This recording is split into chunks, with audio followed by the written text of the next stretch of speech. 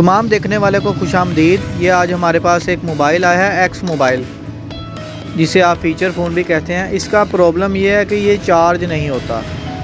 तो चलें इसको चेक करते हैं, हम आपको कंप्लीट बताते हैं। ये हमने इसको चार्जिंग पिन लगा दी है और ये देखें अभी भी लो बैटरी शट डाउन बंद हो गया है, चार्ज नहीं हो रहा। तो हम आप इसको खोल के आपको दिखाते हैं। सबसे पहले हम इसके स्क्रू को खोलेंगे। उसको खोलने के लिए हमने एक मैग्नेट रखा है ताकि इसके स्क्रू नीचे ना घूमें। जो स्क्रू खोलेंगे इस मैग्नेट के साथ लगा देंगे। ये एक बहुत ही अच्छी प्रैक्टिस है, आप भी ऐसे कर सकते हैं। कोई भी ख़राब मोबाइल का स्पीकर आप रख लें, उसके साथ स्क्रू सारे लगा दिया करें। इस तरह कोई भी स्क्रू घूमने से बच जाता है। तो ये देखें हमने सारे इसके स्क्रू खोल लिए हैं। तो हम इसको अब ये जो बैक इसका कवर है वो उतारेंगे। बिल्कुल आसान से इसको डैमेज किए बगैर और ज़्यादा स्क्रू ड्राइवर इसके अंदर नहीं डालना कि एलसीडी ना टूटे और ना ही उसकी स्टिप कटे, बिल्कुल एहतियात से। अब इसका हम सिम और मेमोरी कार्ड याद रखें पहले निकाल देते हैं। अब इसका हम पीसीबी को बाहर निकालेंगे। बी केयरफुली इसको हमने करना है ये। और ये देखें ये क्या हो गया, ये देखें ये किसी मैकेनिक ने अंदर तारें डाली हुई हैं, तो जिस वजह से पीसीबी बाहर नहीं था आ रहा। तो वो बोर्ड के अंदर भी देखें कितने ज़्यादा प्रिंट डैमेज हुए हैं, आप देख सकते हैं। जो इसका जैक है वो तो इसकी ये जो बॉडी है, हड्डी जिसे कहते हैं, उसके साथ लगा हुआ है और बिल्कुल डेंजरस काम किया हुआ है। बोर्ड बिल्कुल ही डैमेज हुआ है, आप बिल्कुल ये देखें। अभी इसको रिपेयर भी हम करेंगे क्योंकि कस्टमर अब हमारे पास आया है। ये देखें इतना कुछ डैमेज होने के बावजूद भी अगर मोबाइल ना चले तो फिर इतने काम का कोई फ़ायदा तो ना आया। तो हम इसको फिर भी एक मरतबा अच्छी तरह साफ़ करके देखते हैं कि इसके कोई आईसी का कोई मसला तो नहीं है, क्योंकि चार्जिंग जैक के बिल्कुल पास ही ये जो 6 पिन वाला ब्लैक कलर का आपको नज़र आ रहा है, ये आईसी लगा हुआ है चार्जिंग वाला। तो अब हम इसको पहले देखते हैं कि इसमें कोई मसला तो नहीं।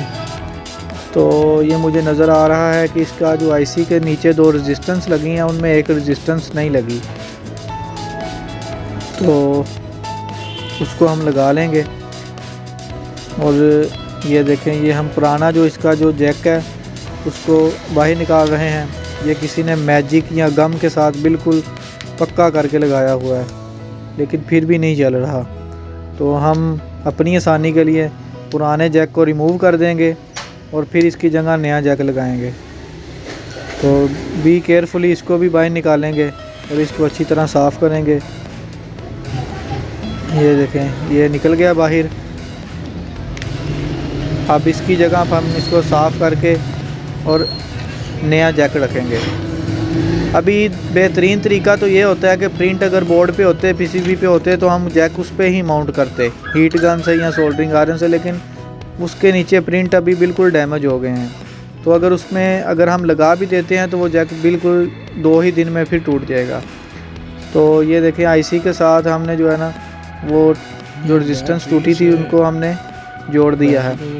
ठीक है, ये हमारा पॉजिटिव टर्मिनल है, ये उसके साथ रेजिस्टेंस आती है, फिर रेजिस्टेंस से करंट हो गई इस आईसी में आता है और इस आईसी से ये चार्जिंग पिन पे आता है। ये जो डायोड लगा हुआ है ये एक साइड इसकी पॉजिटिव होती है, एक नेगेटिव। ये हमारा आईसी है।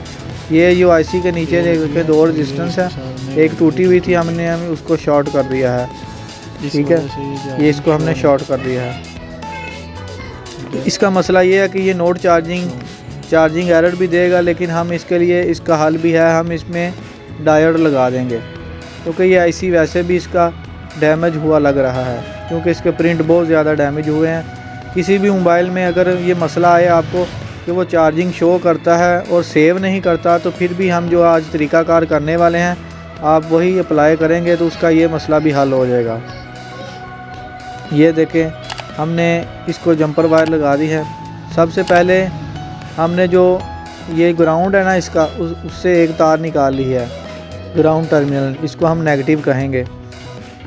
और दूसरी तार अगर आप देखें तो ये हमने वो डायोड की एक साइड पे लगाई है और उसके आगे हमने एक डायोड लगाया है, ठीक है, फॉरवर्ड बाइस। और ये रेजिस्टेंस को हमने शॉर्ट कर दिया है। रेजिस्टेंस हमेशा बैटरी के पॉजिटिव टर्मिनल पे लगी होती है। आप बैटरी के पॉजिटिव टर्मिनल के साथ डायोड लगा के डायरेक्ट भी उसकी एक वायर बाहर निकाल सकते हैं।